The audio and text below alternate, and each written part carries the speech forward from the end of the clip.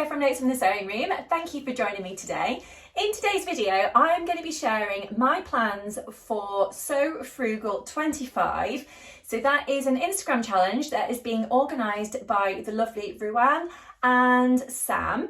So Frugalissima and the Yorkshire Sew Girl, and I am so excited to be taking part in this challenge again and sharing some sewing plans and ideas with you, which will hopefully give you a little bit of inspiration if you're planning on taking part too. I have got 8 different ideas to share with you today so that you can create your own outfit, which is made out of free patterns. So the idea of the Sew Frugal challenge, basically, I'm sure you'll know if you've taken part before, and I'm sure you've probably seen something about this online already, but just in case, you do have to use a free pattern, and you also have to use some fabric that you have in your stash already. So no going out there and buying something new straight away. It has to be something that you already had at home already. So you can also upcycle some material of some kind if you want to, or you could just use something that you've already had, perhaps with a project in mind, but you do have to use a free pattern, as I said.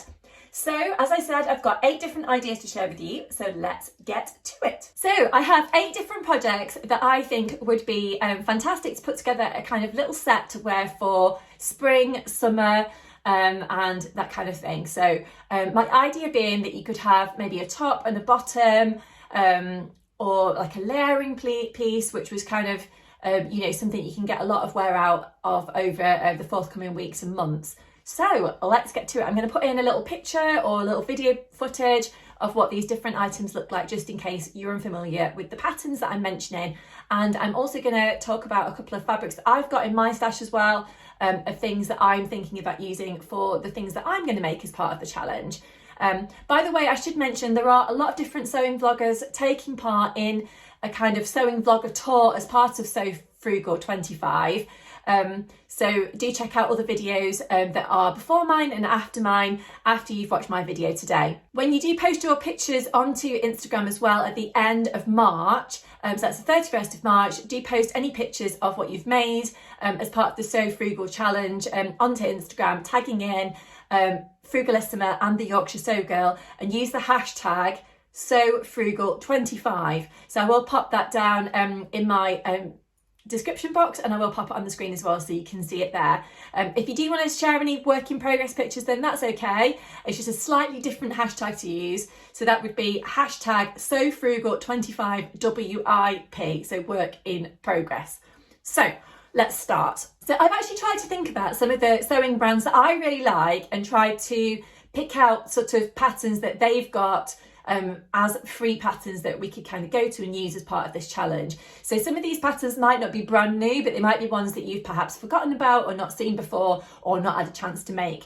So the first one that I wanted to mention is by Sew Over It, and it is the ruby skirt. So that one came out, I don't know if it was last year or the year before. I've made a couple of different versions myself before, and I really, really like it. And I'm actually thinking about doing this one again myself as part of this challenge. So it's actually a button down skirt, so it's kind of a midi skirt, but obviously you could change the length if you wanted to, make it longer, make it shorter, etc. I quite like it as a midi length for kind of spring, summer.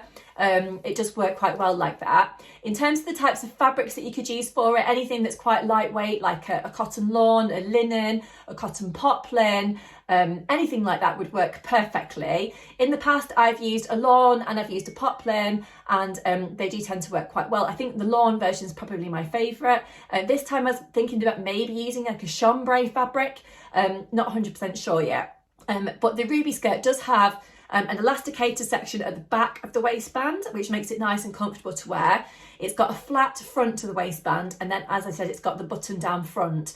It's got a slight gather, I think, in the front of the skirt as well, nothing too much, and I think you've got the option to add pockets or not add pockets. So obviously you could change it up if you wanted to, and maybe change the colour of the pockets if you were doing patch pockets, or you could maybe add in inseam pockets if you wanted to draft those yourself. The world's your oyster, really, but that is a great pattern, and it's one that I really, really like. You can download that one as a PDF from the Sew Over It website, and you can send it off to a copy shop, or you can print it yourself at home. In terms of the sizing for that pattern, it's available in UK 6 through to a UK 30. Pattern number 2 that I wanted to mention today is another Sew Over It one, and this is actually one that I've not made before, but it looks quite a nice pattern, so I thought I would include it today. And this is the Annie blouse. So this is for a woven fabric rather than a jersey, and I feel like it's one that you could wear casually, or you could wear it for something that was like a more smart occasion as well. Wear it into work, wear it into the office, anything like that. Now, this pattern has long sleeves and it has a pretty kind of sheared neckline area, and I think it would look beautiful in a range of different fabrics. Again, probably something that's quite lightweight, and you could play around with the kind of prints that you use. You could use like a vibrant kind of fun, I don't know, flowery print, spotty print, anything you've got in your stash at home. Or perhaps you want to go like uber stylish and go for something that's a plain fabric just to show off the neckline detailing. I think this is a top that would work perfectly tucked into a nice pair of jeans, into a skirt. You could maybe wear it under a pinafore dress, anything like that. Now, you can get the Annie blouse free from the Sew Over It website if you sign up to their newsletter. So that's easy peasy really. Just sign up to the newsletter and then you get the link and you can download the Annie blouse. I think you could easily play around with the sleeve detailing on this one as well. You could perhaps have a 3/4 length arm if you didn't want the longer sleeve, or you maybe could draft your own sleeve if you wanted to and make it into like a poofy type sleeve instead. As long as you are using something that you've drafted yourself, or it's a free pattern, then anything basically goes as part of this challenge. Again, this pattern's available in sizes UK 6 through to 30. Now, the next pattern, number 3, that I wanted to share with you today is by Friday Pattern Company. So I am a big fan of Friday Pattern Company and a range of different patterns that they have on their website. So I thought I would check out what they had for free. And they have the, if I'm saying it correctly, Bateau top. So you can actually get this one for free if you would like to, or you can make a donation as well, depending on what you can afford. So this is a nice kind of jersey top, which I think could be used for, you know, lots of different occasions again, really. Depending on what kind of fabric you can make it in, you could make it look more casual or like uber smart. You can make this top with long sleeves or short sleeves. And it is designed to be a kind of relaxed fit, so not too tight, not too loose either. And I think pretty much you could pair it with anything, whether that's trousers, jeans, skirt, whatever really. It just looks like a super cool kind of stylish, elegant top that would be perfect to wear for anything. I love a jersey top. I'm wearing one today, and I think this, I can't remember what this one is. I think it might be a Tilly and the Buttons Cocoa top that I'm wearing today. But I do love a jersey top. I wear them all the time. I find them quite warm and they're quite good to kind of layer up under other things as well when the weather's cold. Now, this one is available in sizes extra small through to 7X. And again, you can download it from the Friday Pattern Company website. Pattern number 4 that I wanted to share with you today is a Sew House 7 pattern, and it's called the Elemental Skirt. Now, this is a free pattern that I found on the Fold Line website, and it is a knit skirt that has a high waist, and it looks like it would be pretty simple to make really, so suitable for beginners or someone that just wants a quick sewing project. So you can download it from the Fold Line website and print it off at home if you want to, or of course you could send it off to be printed if you prefer. Now, this one has a hidden elastic waistband which makes it nice and comfortable to wear, and it looks like it's kind of a midi length as well, so just underneath your knee type area it should finish, depending on how tall you are. I'm quite tall myself, so sometimes things do end up a little bit shorter on me, but obviously if you check the pattern pieces before you start out cutting out your fabric, then you can change the length depending on what you like. It looks like it's kind of a really kind of sleek pencil type fit to the skirt, which would be uber smart to wear again into work if you work somewhere that's a bit smarter, or you could wear it out at night if you were going out with some friends or whatever. So I think it could also look really nice if you were to wear it casually with some trainers or some flip-flops in the summertime. So yeah, this looks like a really nice pattern to try if you fancy it. Pattern number 5 that I wanted to share with you today is a little top that I want to give a go to try and make, and it's actually called the Dienna top, and this is a free one also that I found on the Fold Line website, and it's by a designer called Juliana Marcheves. I'm probably saying the surname wrong, so apologies Now this one is a jersey top that's a kind of a strappy jersey top, so it'd be lovely to wear for kind of spring, summertime, maybe layered up under a cardigan or a jacket, something like that. It looks like the straps are kind of thick enough to fit under your bra strap if you wanted to, and it's to be made out of a stretch type fabric. It has a straight neckline at the front, which when you've got the straps there as well, almost makes it look a bit square, but it's actually just a kind of straight neckline with the straps there. And it has 2 different length options, so you can make it in a crop style or a kind of normal t-shirt length style.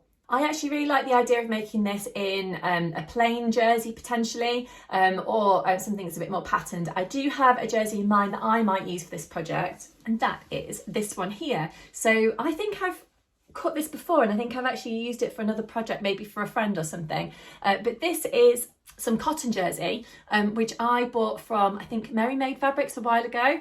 And as you can see, it's kind of this hot pink colour with the white stripe. So this might work really nicely actually for this project. I've actually not made any kind of jersey tops that look like this one before, so I guess that's what appealed to me when I found it on the Fold Line website. So I would actually really like to try to make this one. It does actually say that the suggested fabric is a cotton jersey, so maybe this one would actually work quite nicely for this particular pattern. So again, you can print this one out at home if you want to, or you can send it off.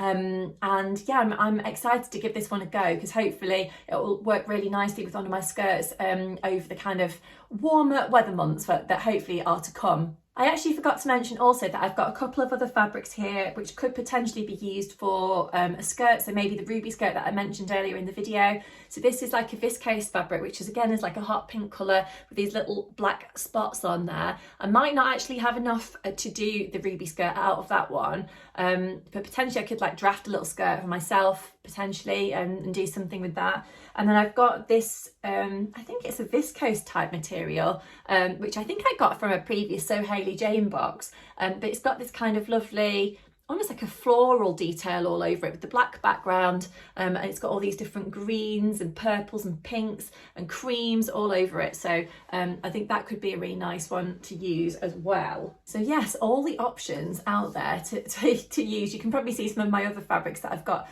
in the background here as well. So it's just trying to identify different things that I've already got that could work for these different patterns.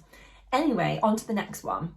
So pattern number 6 that I wanted to share with you today is actually a dress that I've made before. So my thinking with this one is you could make it as a dress, or potentially, I don't think it would take too much to actually turn this into a skirt and just make your own little waistband. So this is again quite an old pattern, but I think a really good one, and that's why I've included it as part of this video.